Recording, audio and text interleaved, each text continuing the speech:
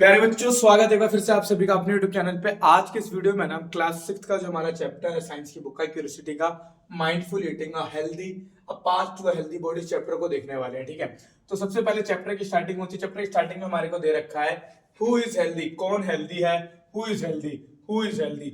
One who eat food that is wholesome in moderate quantity and appropriate for the season time and place wise saying. सबसे पहले आपको दिया गया कि कौन हेल्दी है, कौन हेल्दी है। तो इसके रिस्पॉन्स में आपको बताया गया एक ऐसा व्यक्ति जो तरीके का भोजन खा रहा हो, बढ़िया भोजन खा रहा हो, सही क्वांटिटी में सही मात्रा में खा रहा हो, according to the appropriate for the season time and place, मौसम के अनुसार से सही हो, समय के अनुसार से और जगह के अनुसार से जो सही भोजन ले रहा होगा वो हेल्दी होता है। ठीक है, ये स्कूल की कहानी दे रखी है। स्कूल के अंदर थॉट ऑफ द डे लिखा हुआ है। आज का विचार अन्नेन जातानी जीवंती, अन्नेन जातानी जीवंती अलग अलग भाषा में लिखा हुआ है। ठीक है, तो मेदू और मिष्टी जो है ना वो थॉट ऑफ द डे पढ़ रहे हैं on the school notice board everyday. ठीक है जी, तो आज का जो थॉट है वो लिखा हुआ है अन्नेना जतानी जीवंती मेक्स देम क्यूरियस। ये सोच करके वो ज्यादा वो हो गए, क्यूरियस हो गए, जिज्ञासु हो गए हैं। मिष्टी मेदू को कहती है that it is a Sanskrit saying which means food give life to living being. Sanskrit में ऐसा लिखा गया है कि फूड से ही पता, फूड जो होता है ना gives life to living being, जितने भी जीव जंतु है ना उनको जीवन देने का काम भोजन कर रहा होता है। Let us understand the significance of this saying. अब आपको इस विषय में पढ़ने के लिए और चीजें दे रखी है। तो सबसे पहला 3.1 टॉपिक है आपका तीसरा चैप्टर, इसलिए व्हाट डू वी ईट, हम क्या खाते हैं। तो इसके अंदर आपको दे रखा है all of us eat food every day. हम जितने भी व्यक्ति है ना हम डेली भोजन करते हैं, कोई दिक्कत नहीं, हम डेली भोजन ही कर रहे हैं। Food is an essential component of our daily life. Food जो है ना, भोजन जो है आपका एक असेंशियल, काफी ज्यादा जरूरतमंद अंग बन गया, घटक बन गया आपके दैनिक जीवन का। List the food item you have consumed over the week in table 3.1। आपको टेबल 3.1 बना करके दे रखी है ये। इसके अंदर आपको बोला गया है कि उन खानों का नाम लिखिए जो आपने हफ्ते भर में खाया है। मंडे को क्या खाया, मंगलवार को, बुधवार को। ये आपको अपने खुद से करना, अपने सेल्फ लेवल पे करिए, कोई दिक्कत नहीं है। ठीक है, इसके अंदर मेन चीजें जो थी वो यहाँ से इसके अंदर दे रखा है कि इसको आप अपने दोस्तों के साथ कंपेयर कीजिए, टीचर के साथ डिस्कस कीजिए और एक्सवाईजी कीजिए। कोई वो खास चीजें नहीं है इसके अंदर। यहाँ आ जाता है हमारा मेन चीज, फूड इन डिफरेंट रीजन। यहाँ पे जो रीजन है ना जगह का तात्पर्य को बताता है, जगह को बता रहा है। आपको बोला गया अलग अलग जगह पे अलग अलग प्रकार के भोजन के बारे में। Find out the type of food traditionally consumed and the crop grown in various state of India. सबसे पहले बोला कि पता लगाइए अलग अलग प्रकार के भोजन के बारे में जो पारंपरिक रूप से ट्रेडिशनली कंज्यूम किया जाता है और उगाया जाता है अलग अलग राज्यों के अंदर इंडिया में। इंडिया के अंदर अलग अलग स्टेट्स में कौन कौन से प्रकार के भोजन उगाए जाते हैं। उदाहरण के लिए मैं अगर देखूं तो हमारे यूपी बिहार साइड में गेहूं चावल ज्यादा उगाया जाता है और दाल वगैरह उगाई जाती है, मूंग वगैरह की। लेकिन अगर आप पंजाब तरफ आते हैं तो यहाँ पर गेहूं ज्यादा मात्रा में उगता है, हरियाणा में भी गेहूं ज्यादा मात्रा में उगता है, केरल वगैरह में जाता है तो चावल ज्यादा मात्रा में उगाया जाता है और ज्यादा खाया भी जाता है। तो हर जगह के लोगों का अपना अलग अलग ट्रेडिशन है। You may refer to the books on library. आपको बोलेगा अपनी स्कूल की किताबों का भी सहायता ले सकते हैं, इंटरनेट पर सर्च कर लीजिए या फिर अपने दोस्तों के साथ मिलकर के इन्फॉर्मेशन इकट्ठा कीजिए। तो यहाँ पर आपको एक टेबल बना के दे रखी है, टेबल 3.2। इस टेबल के अंदर आपको बताया गया है कि पंजाब के अंदर है ना मेज, वेट, चिकपी, पल्सेस, ये सारी चीजें उगाई जाती है। और वहां का जो ट्रेडिशनल फूड आइटम है वो मक्के की रोटी और सरसों का साग है। छोले भटूरे, पराठा, हलवा, खीर, ये चीजें खाई जाती है। और बेवरेजेस यानी कि पीने वाली चीजों के अंदर अगर आप देखते हैं तो पंजाब के लोग जो होते हैं लस्सी, छाछ, दूध और चाय चीजें पीना पसंद करते हैं। वहीं कर्नाटक साइड के जो लोग हैं लोकली उगाया जाता है राइस, रागी, उड़द और कोकोनट। और यहाँ का ट्रेडिशनली फूड आइटम क्या है, इडली है, डोसा है, सांबर है, कोकोनट चटनी, रागी मुद्दे, पाल्या, रसम और राइस। ठीक है, और यहाँ का बेवरेजेस में सिर्फ बटर मिल्क, कॉफी और टी आती है। फिर मणिपुर के बारे में दे रखा है कि मणिपुर के अंदर राइस, बैम्बू, बांस और सोयाबीन उगाया जाता है। और यहाँ के लोग खाते क्या है, तो राइस इरोम्बा, इरोम्बा का मतलब होता है चटनी, उट्टी यानी कि yellow peas and green onion curry, और सिंजगुजू कम कम सोई, ये कुछ होगा वहां का ट्रेडिशनल फूड आइटम, उसके बारे में दे रखा है। और बेवरेजेस में वहां पे ब्लैक टी पी जाती है। और बाकी जगह का आपको दे रखा है एनी अदर में आप कुछ भी लिख लीजिए। अलग अलग जगह पे अलग अलग प्रकार की चीजें खाई पी जाती है, कोई दिक्कत नहीं है जी। अब आपको दे रखा है कि ये जो आपने पढ़ा ना या फिर इस डाटा को अगर आप एनालाइज करें तो आपको देखने को क्या मिलेगा। इसके अंदर आपको देखने को जो मेन चीज मिलेगी वो ये मिलेगी, in various region of India, India के अलग अलग क्षेत्रों में अलग अलग जगहों पे द चॉइस ऑफ फूड में vary according to the cultivation of food crop in that particular region, मतलब कि इंडिया के अलग अलग पार्टों में जो चॉइस ऑफ फूड, भोजन की जो पसंद है ना, वो वरी हो रही है, मतलब चेंज होती जा रही है ऑन द बेसिस या फिर according to the cultivation of food crop, किस प्रकार की खेती की गई है वहां पे, उसके ऊपर निर्धारित होती है सारी चीजें। And in the particular region taste preference culture and tradition, इसके अलावा कल्टीवेशन के अलावा उस जगह का अपना क्या प्रेफरेंस है, क्या वहां के लोगों का टेस्ट है, और बाकी चीजों के ऊपर भी निर्भर करता है। How have cooking practices change over time, पहले तो आपको बता दें कि जगह के अलग अलग जगह पे क्या क्या तरीके के भोजन खाए जाते हैं। अब आपको बताया गया है कि किस प्रकार से कुकिंग प्रैक्टिस चेंज होती है, मतलब खाना पकाने का तरीके में परिवर्तन आता रहा है। तो you have learn that food habit across worry worry across states, आपने पढ़ा कि हाँ फूड हैबिट्स जगह के साथ बदलते रहते हैं। Our food choice as well as practices of food preparation, हमारे खाने के पसंद, यहाँ तक कि खाना बनाने का प्रक्रिया या फिर जो तरीका है ना, ये भी डिफर होता रहता है फ्रॉम वन अनदर, एक दूसरे से। Have our food habits and cooking practices change over time, क्या हमारा फूड हैबिट या फिर कुकिंग प्रैक्टिस जो है वो समय के साथ चेंज हुआ है या फिर चेंज नहीं हुआ है। तो इसके लिए आपको यहाँ पर एक एक्टिविटी टाइप की दे रखी है, अभी इस एक्टिविटी को पढ़ते हैं। इस एक्टिविटी में हमें क्या कहा गया है,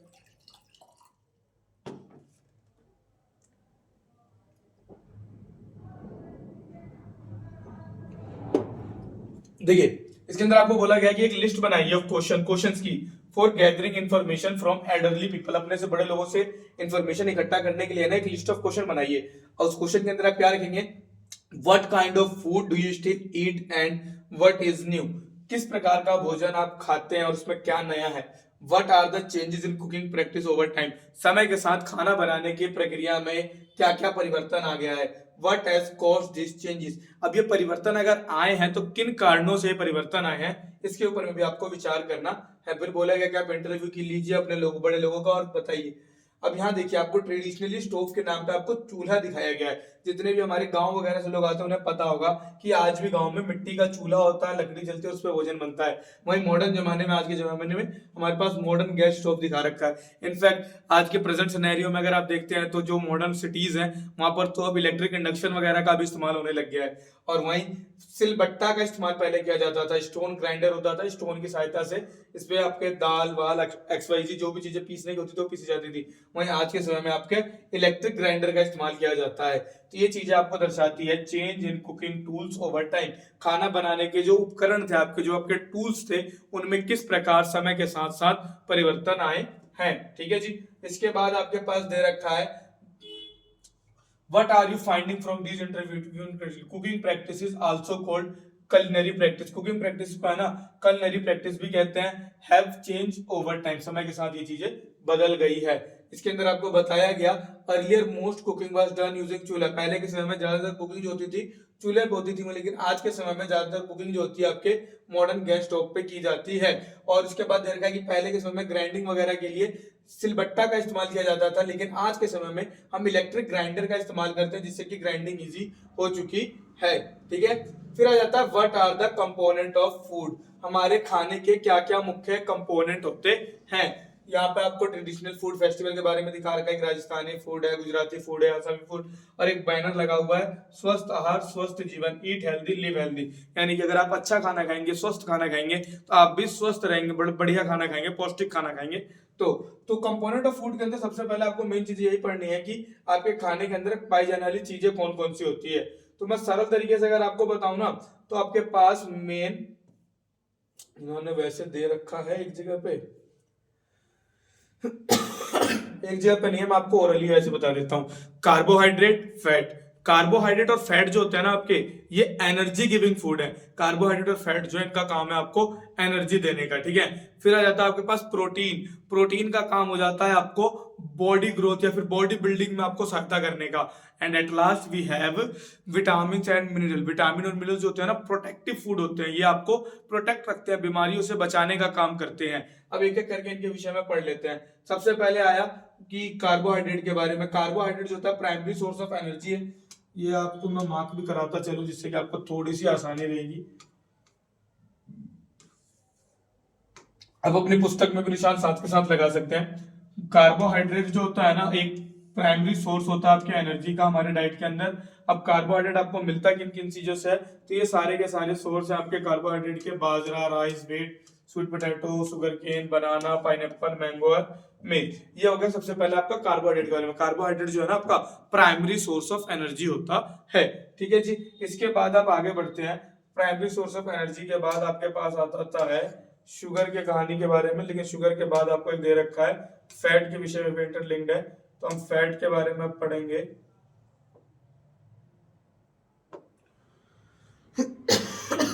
देखिए अब यहाँ पे बता रखा है कि why do you think we prefer laddu as a part of our traditional diet in winter. हम अपने ट्रेडिशनल मतलब कि अपने सांस्कृतिक या फिर पारंपरिक रूप के अंदर लड्डू को हर सर्दी में क्यों कंज्यूम कर रहे हैं या फिर क्यों कंज्यूम करते हैं, तो उसके विषय में आपको बता रखा है कि बेसन और आटा एंड घी को मिला करके मेन इंग्रेडिएंट आपका लड्डू बन तैयार होता है, जिसके अंदर गूंद भी होता है, इडेबल गम को हम गूंद कहते हैं, बादाम, सीड्स, ये सारी चीजें मिलाई जाती है। तो घी and various kind of oils are grouped under another kind of food component which is called fat।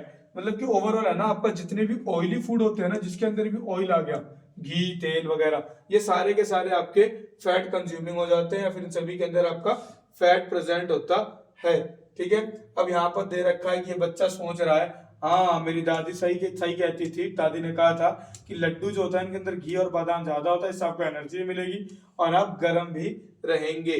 तो इसके लिए आपका नट्स हो गया, ग्राउंड नट हो गया, वालनट हो गया, कोकोनट हो गया, आमंड हो गया, इनफैक्ट वो सारी चीजें जिनके अंदर से है ना कहीं से भी ऑयल वगैरह रिलीज हो रहा है ना, ऑयल से रिलेटेड जितनी भी चीजें हैं वो सारे के सारे आपके गुड सोर्स ऑफ फैट कहलाया करेंगे, ठीक है। फैट के बाद आ जाते हैं हम आपके पास, ये देखिए ये लाइन यहाँ पे इन्होंने दे दी जो मैंने आपको ओरली बताई थी, carbohydrate and fat provide us energy and they are called energy giving food. Carbohydrate और फैट जो होते हैं ना आपको एनर्जी प्रोवाइड करते हैं, जिसकी वजह से इन दोनों का एनर्जी गिविंग फूड भी कहते हैं।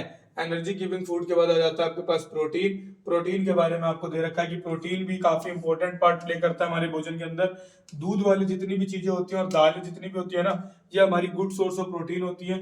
जितने भी स्पोर्ट्स पर्सन होते हैं, मतलब जो भी मतलब आपके खेल कूद से रिलेटेड बंदे होते हैं ना, उन सभी को प्रोटीन की ज्यादा मात्रा में जरूरत होती है टू बिल्ड देयर मसल्स, अपने मसल्स को बनाने के लिए। People get protein from plant as well as animal. लोग जो होते हैं ना प्रोटीन पौधे से और जानवर दोनों से कलेक्ट करते हैं। Some excellent plant source of protein are pulses. कुछ एक्सीलेंट, कुछ ज्यादा बढ़िया सोर्स ऑफ प्रोटीन आपको बता रखे हैं, प्रोटीन और पल्सेस, बीन्स और ये सारी चीजें होती हैं। अब प्रोटीन जो होता है ना मदद करता है हमारी ग्रोथ के अंदर और रिपेयर के अंदर, इसकी वजह से इनको है ना हम बॉडी बिल्डिंग फूड्स भी कह देते हैं। प्रोटीन वाली चीजों का बॉडी बिल्डिंग फूड भी कह देते हैं। प्रोटीन के बाद आपका आ जाता है विटामिन और मिनरल का कॉन्सेप्ट। तो विटामिन और मिनरल का कॉन्सेप्ट आपको सीधा बीमारी से शुरू कर रखा है कि अगर राइट अमाउंट में प्रोटीन आपको मिलेगा तो बच्चों की ग्रोथ बढ़िया होती है। कौन से कंपोनेंट हमारे डेली डाइट के हैं, ठीक है। Why do you think advice include fruit and vegetable. आपको ऐसा क्यों लगता है कि हमारे को कहा जाता है फूड और वेजिटेबल को भी इंक्लूड करने के लिए। फिर आपको दे रखा है bleeding and swelling gums are symptom of disease. अगर आपके मसूड़े वगैरह से खून आ रहा है या फिर फूल गए हैं तो ये सिम्टम है आपकी बीमारी के। कौन सी बीमारी के? स्कर्वी बीमारी के। और स्कर्वी बीमारी के बाद आपको इसके विषय में और चीजें बताई गई है, और ये बताई गई है कि vitamin C present in citrus fruit like melon help in curing this disease. Scurvy जो होता है ना आपका विटामिन सी की कमी से होता है। तो विटामिन सी वाले जो फूड, विटामिन सी का बेस्ट सोर्स होता है सिट्रस फ्रूट्स, नींबू, ऑरेंज वगैरह। अगर आप इनको लेंगे तो आपको स्कर्वी की बीमारी नहीं होगी, ठीक है। उसके बाद आपको यहाँ पे आयोडीन के बारे में भी दे रखा है। ये गले का जो नीचे का भाग फूला हुआ है ना, इसको गोइटर की बीमारी बोलते हैं। इस बीमारी को गोइटर की बीमारी बोलते हैं और ये बीमारी हमारे आयोडीन की कमी से होती है। अगर हम आयोडीन सॉल्ट लेते रहेंगे तो ये हमारे को नहीं होगा। अगर ये हम नहीं लेंगे तो गोइटर हमारे को होने की संभावना बढ़ सकती है, ठीक है जी। इसके बाद हमारे पास आ जाता है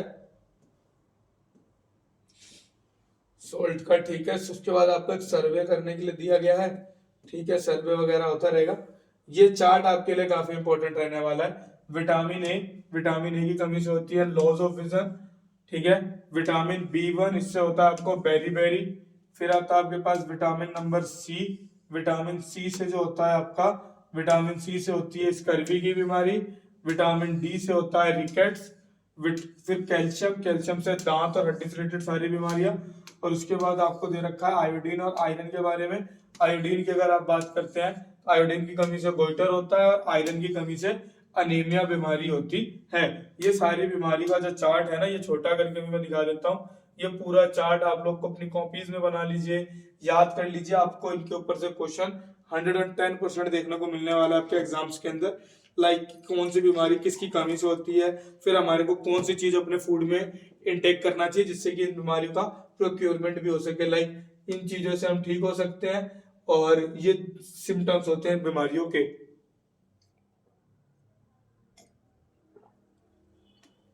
ठीक है जी, अब आगे बढ़ते हैं। विटामिन और मिनरल के बारे में आ गया। विटामिन और मिनरल के बारे में आपको बताया गया है कि विटामिन कई प्रकार के होते हैं, मिनरल्स भी कई प्रकार के होते हैं। ठीक है, और 2 groups of food component that are protect our body from various disease. ये 2 ऐसे चीज होते हैं जो हमारी बॉडी को है ना प्रोटेक्शन प्रोवाइड कर रहे होते हैं, प्रोटेक्ट कर रहे होते हैं। प्रोटेक्टिव फूड भी माना जाता है इनको। And how we overcome vitamin and mineral deficiency disease और disorder, but how can we, लेकिन किस प्रकार से हम बाहर आ सकते हैं विटामिन और मिनरल्स की कमी वाली डेफिशिएंसी डिसीज या डिसऑर्डर से। तो इसका एक ही तरीका है कि हमारे को अपने भोजन के अंदर है ना इन सभी चीजों की मात्रा बढ़ा देनी चाहिए। तो पहले तो आपको उसके विषय में कुछ चीजें दे रखी हैं। वो चीजें ये दे रखी हैं कि फूड कंपोनेंट जितने भी होते हैं जो हमारे को एनर्जी, सपोर्ट, ग्रोथ और मदद करते हैं, ये सारे के सारे जो होते हैं आपको न्यूट्रिएंट कहलाते हैं। अब vitamin and minerals are also called protective nutrients. Vitamin और मिनरल को प्रोटेक्टिव न्यूट्रिएंट्स कहा जाता है। ये जो न्यूट्रिएंट्स होते हैं हमारी सहायता कर रहे होते हैं बीमारियों से और हमारे को हेल्दी रखते हैं। आपके पेरेंट्स ने जरूर आपको एडवाइस किया होगा to have milk, green vegetable और इन चीजों को अपने भोजन में ऐड करने के लिए आपके पेरेंट्स ने आपको जरूर बोला होगा। तो आपके पेरेंट्स ने इन चीजों को ऐड करने के लिए सिर्फ इसीलिए बोला है क्योंकि ये चीजें है ना रिच ऑफ मिनरल्स होते हैं, रिच ऑफ न्यूट्रिएंट्स होते हैं। ये आपकी सहायता करेंगे आपकी बीमारियों से लड़ने में या फिर बीमारी होने से आपको बचाएंगे। अब यहाँ पर एक बढ़िया सा ट्रिकी सा आपको बना करके दे रखा है। बच्चा कह रहा है do we obtain all nutrients from plant and animal, क्या हमारे को सारे न्यूट्रिएंट प्लांट और एनिमल से मिलते हैं? तो मेदू कहती है नहीं, ऐसा नहीं है। Nutrient like salt can be obtained from sea water और फ्रॉम रॉक्स। कुछ ऐसे भी न्यूट्रिएंट्स होते हैं जो हमारे को समुद्र के पानी से या फिर चट्टानों से मिलते हैं। फिर ये अंकल जी जो है या फिर मेदू ही है, मिष्टी है, सॉरी मेदू तो लड़का है ना, मिष्टी कह रही है। Also vitamin D can be naturally provide by our body upon exposure of sunlight. नहीं, ऐसा जरूरी नहीं है। विटामिन डी के लिए तो हमारे को सनलाइट में बैठने की जरूरत है। अगर सनलाइट के सामने में रहते हैं तो अपने आप हमारे को विटामिन डी मिलता रहेगा। क्लियर जी। इसके बाद आपको दे रखा है ये कार्बोहाइड्रेट, प्रोटीन, फैट, विटामिन और मिनरल के अलावा आपके भोजन के अंदर है ना फाइबर और वाटर भी होता है। डाइटरी फाइबर जो होता है ना, इनको हम रफेज भी कहते हैं। और ये हमारी बॉडी को किसी प्रकार से कोई न्यूट्रिएंट प्रोवाइड नहीं कर रहे होते हैं, लेकिन ये असेंशियल कंपोनेंट माने जाते हैं। क्यों माने जाते हैं, आपका क्वेश्चन आता है, क्योंकि they help our body get rid of undigested food and ensure smooth passes of stool roughage in our food is provide mainly suitable plant products. ये आपका रफेज होता है ना, जो भी आपके भोजन का अनडाइजेस्टेड पार्ट होता है ना, स्टूल जिसको आप बोलते हैं, फीकल मैटर जो होता है, मल जो होता है, उसको शरीर से रिमूवल में आपकी सहायता करता है। और रफेज जो होता है ना, अक्सर हमारे को ग्रीन प्लांट प्रोडक्ट से प्रोवाइड होता है। ठीक है, इसलिए हरी सब्जी हमारे को ज्यादा खानी चाहिए। इसके बाद पानी के विषय में भी आपको दे रखा है। पानी के विषय में आपको दे रखा है कि पानी जो होता है ना, ये भी काफी ज्यादा एसेंशियल पार्ट होता है हमारी डाइट का। ये हमारी सहायता करता है बॉडी को एब्जॉर्ब करने में न्यूट्रिएंट फ्रॉम फूड। भोजन से न्यूट्रिएंट एब्जॉर्ब करने में हमारी सहायता करता है और साथ ही साथ ये रिमूव कर देता है वेस्ट फ्रॉम द बॉडी। हमारे शरीर में अगर किसी प्रकार का कोई वेस्ट है तो उसको रिमूव करने में मदद करता है। कैसे रिमूव करता है? पसीने के रूप में और यूरिन यानी मूत्र के रूप में हमारे शरीर से बाहर निकालने में सहायता करता है। We should drink sufficient water regularly to keep ourself healthy. हमारे को लगातार है ना सफिशिएंट वाटर पीते रहना चाहिए। तो जितना पानी की नीड है उतनी पानी पीते रहना चाहिए और ये हमारी बॉडी को हेल्दी रखने में मदद करता है। क्लियर? आपको एक साइंटिस्ट के बारे में बता रखा है। इन साइंटिस्ट के बारे में आप पढ़ लीजिए। इनका नाम है कोलुथर गोपालन और इन्होंने है ना 500 से ज्यादा Indian foods and their nutrition value के ऊपर appropriate diet in Indian culture, India के अंदर मतलब किताब वगैरह लिखा है और इसके विषय में आपको बताया। और दुनिया भर के अंदर वाइड स्प्रेड डिसीजेस वगैरह के बारे में भी उन्होंने बताया। ठीक है, और इनको This led to implementation of the midday meal program in 2002. Now a PM Poshan initiative to provide balanced food in the government run and government aided school of our country. बता रखा है कि इन्होंने सर्वे वगैरह करा न्यूट्रिशन स्टेट का Indian population का, इन्होंने बताया कि कहाँ पे किन चीजों की कमी है और कैसे है, और जो कहीं ना कहीं सहायता बना मिड डे मील प्रोग्राम के अंदर, जो कि 2002 से चल रहा है आपके स्कूल वगैरह में। वहीं आज के समय में पीएम पोषण के हिसाब से भी इनिशिएटिव चलता है, जिसके अंदर बैलेंस्ड फूड अवेलेबल कराया जाता है स्कूल के अंदर बच्चों को और सभी को। क्लियर जी। इसके बाद आपका आता है, अब हम किस प्रकार पता लगाएंगे कि हमारे भोजन में ये सारे के सारे डिफरेंट कंपोनेंट है या फिर नहीं है। तो मेन आपके तीन ही कंपोनेंट का आपको पता लगाना है, कार्बोहाइड्रेट, प्रोटीन और फैट का। ठीक है, कार्बोहाइड्रेट फैट एनर्जी गिविंग वाले और प्रोटीन आपका बॉडी बिल्डिंग वाला। ठीक है,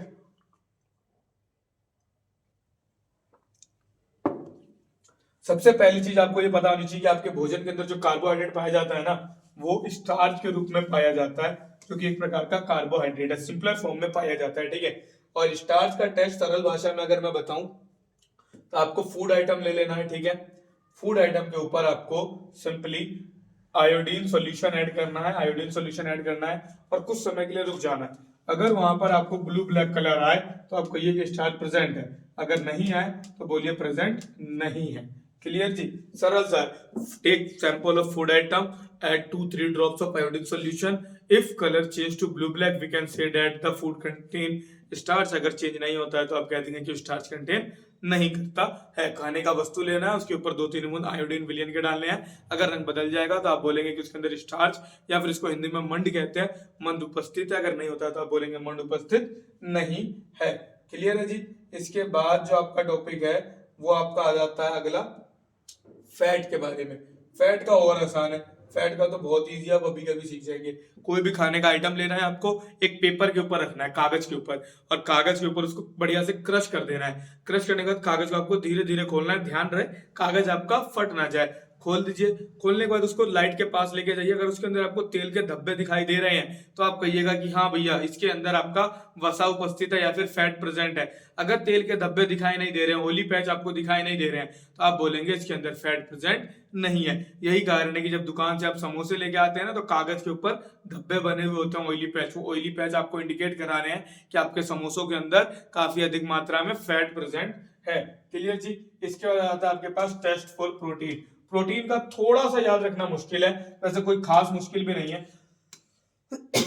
एक तो पहली चीज ये कि प्रोटीन का जो टेस्ट है ना, थोड़ा सावधानी से करने वाला है, क्योंकि इसके अंदर केमिकल का इस्तेमाल होगा। दो, ठीक है। सबसे पहले खाने का आइटम लीजिए, उसका पेस्ट बना लीजिए। अब पेस्ट कैसे बनाएंगे, उसको आप ग्राइंड कर लीजिए किसी भी तरीके से, हल्का सा पानी वगैरह डाल करके पाउडर को पेस्ट बना लीजिए। अब पेस्ट के अंदर है ना 2 ड्रॉप्स ऑफ कॉपर सल्फेट, जिसको आप CuSO4 कहेंगे आगे चल करके, कॉपर सल्फेट डाल दीजिए। और दूसरे droplet 10 drop of caustic soda, caustic soda मिला दीजिए। उसको कुछ समय के लिए मिला दीजिए। कुछ समय के मिलाने के बाद आप इसमें भी प्रतीक्षा करेंगे।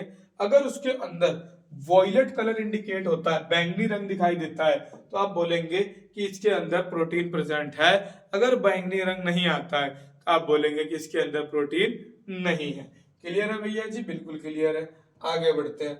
इसके आगे आपके पास ज्यादा कुछ खास नहीं है। इसको जांचने के लिए दे रखा है। इन सभी चीजों के ऊपर आप चेक कीजिए कि पहले कौन सा रंग था, आयोडीन, तीनों का जांच करना है। स्टार्च है नहीं है, फैट है नहीं है, प्रोटीन है या नहीं है।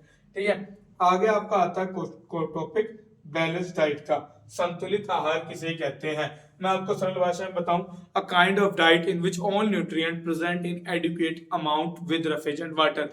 एक ऐसा भोजन जिसके अंदर सभी पोषक तत्व, सभी न्यूट्रिएंट्स बिल्कुल सही मात्रा में हो और साथ में जल और वृक्षांश भी उपस्थित हो, उसी को आप बैलेंस डाइट या फिर संतुलित आहार कह देंगे। बैलेंस डाइट और संतुलित आहार से आप थोड़ा सा आगे बढ़ते हैं। तो बैलेंस डाइट और संतुलित आहार के बाद आपके इस चैप्टर में ज्यादा चीजें नहीं आती हैं। ये दे रखा है कि पोटैटो वेफर और रोस्टेड चने के अंदर एनर्जी कितनी होती है, फैट कितना है, डाइटरी फाइबर कितना है, एंड ऑल।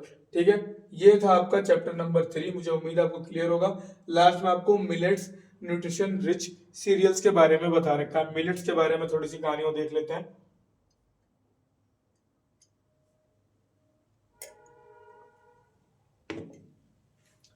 मिलेट्स के बारे में आपको बताया गया है,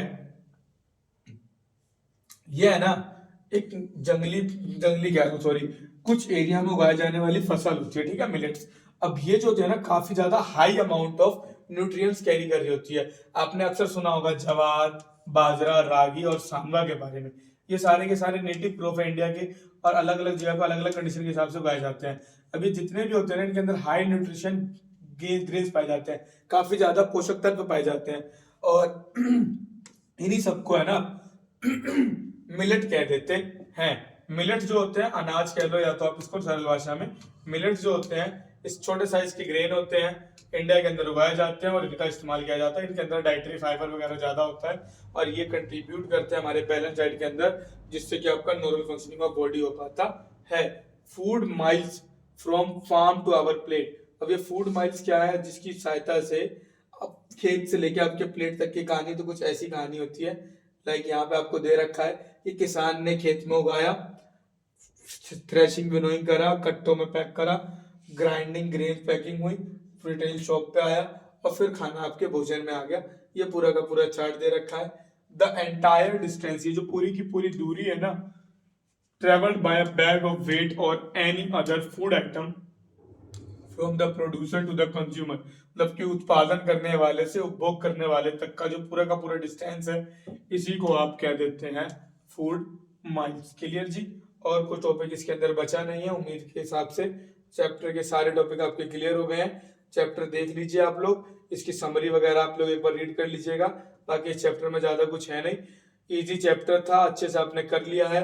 अगर आपको इस चैप्टर में किसी भी प्रकार का कोई भी डाउट आता है तो बेझिझक कमेंट सेक्शन में आइए और कमेंट कर दीजिए कि सर ये पर्टिकुलर टॉपिक हमारे को समझ नहीं आया, या फिर आपको किसी भी सब्जेक्ट में कोई भी डाउट है तो आप वो बता दीजिए। आपके उस सब्जेक्ट के डाउट जितनी जल्दी होगा उतनी जल्दी सॉल्व करने की पूरी कोशिश की जाएगी। धन्यवाद, मिलते हैं अगली वीडियो में।